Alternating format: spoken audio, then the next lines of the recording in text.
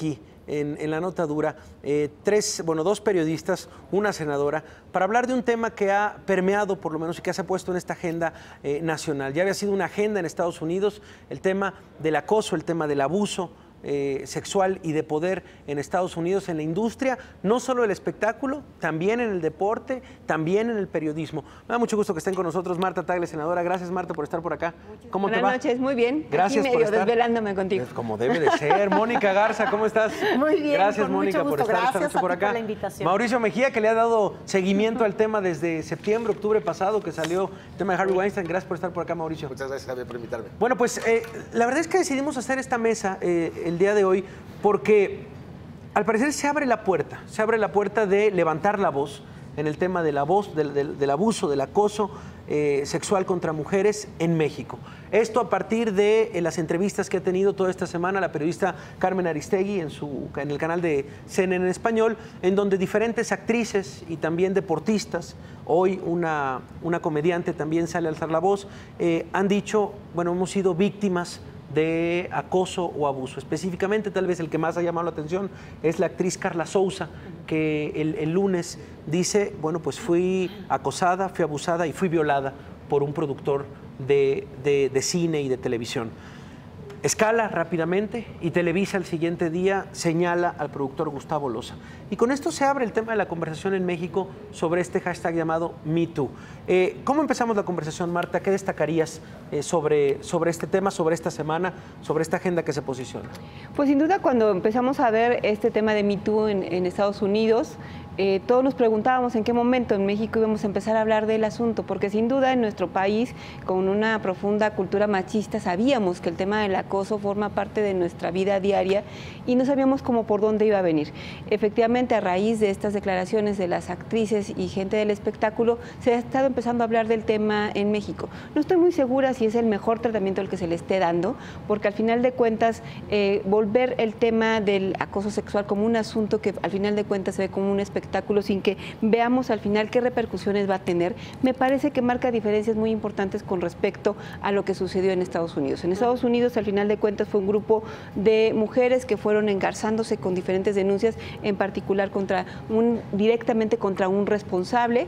Y sin embargo, me parece en ambos casos, tanto en Estados Unidos como en México, un momento muy propicio para hablar de un asunto que tiene que ver con algo que es profundamente cultural, que es el acoso sexual, que tiene que ver cómo hemos educado a hijos e hijas, cómo ven el tema de relacionarse sexualmente a las personas y en qué momento un asunto no se convierte de una relación personal a un asunto de acoso.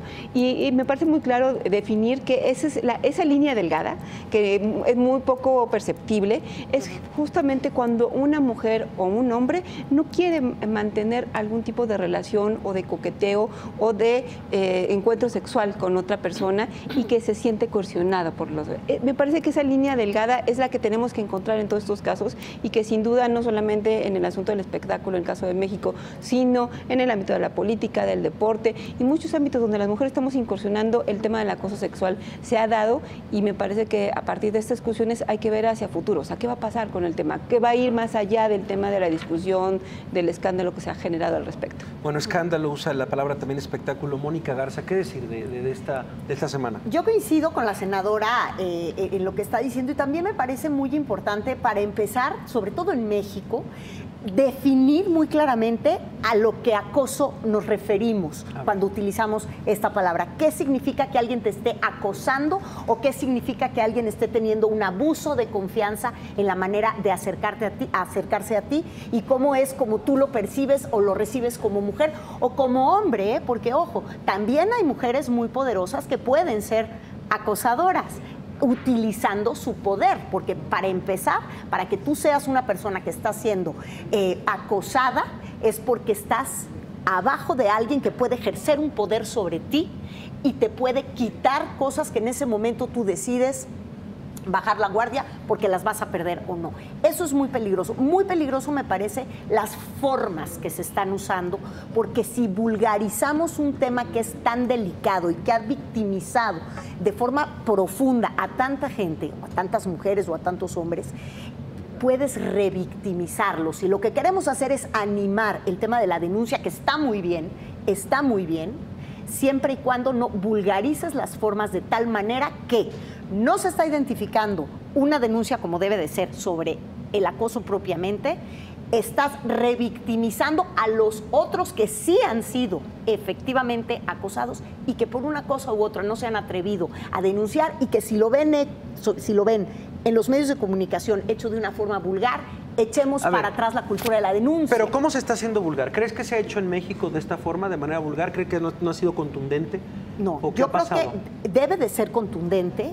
Lo que creo es que hay que tener mucho cuidado en cómo lo presentas. O sea, no puedes llenar como de testimonios o simplificar una cuestión que es algo que te lacera como ser humano, vivir con la memoria de un abuso en cualquiera de sus manifestaciones. Tienes que tener mucho cuidado y Marta lo decía, la línea es muy delgadita, entonces hay que cuidar esas formas. Mauricio Mejía, tú has estado muy de cerca, diste desde el día 1, cuando saca, me parece, de New Yorker, esta investigación de las denuncias contra Harvey Weinstein, en esa bola de nieve que empezó de un tamaño y ahora ya está en el equipo de gimnasia de Estados Unidos, está en los grandes consorcios, está en el periodismo. ¿Qué decir de esta semana en México? Pues como reportero tengo más preguntas que respuestas.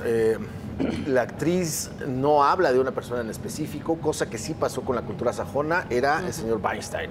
Desde el primer número y después fueron saliendo varias víctimas del mismo personaje, con nombre y con apellido.